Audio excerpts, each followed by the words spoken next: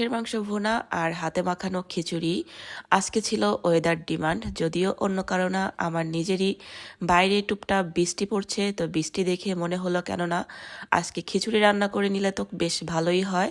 তো যে ভাবনা সেই কাজ। এদিকে আমি হাতে মাখিয়ে খিচুড়িটা বসিয়ে দিচ্ছিলাম, আর এভাবে হাতে মাখিয়ে খিচুড়িটাও কিন্তু ভীষণ মজার হয়। তবে আমি এখানে মুগ ডালটা ভেজে চাউলের সঙ্গে আর কি ধুয়ে মশলা দিয়ে হাতে মাখিয়ে বসে দিয়েছি। এর মাঝে আমার খিচুড়ি রান্নাটা ডান, একদম ঝরঝরে খিচুড়ি, আর সাথে হাঁসের মাংসটা ভুনা করে নিয়েছি একদম মাখা মাখা করে।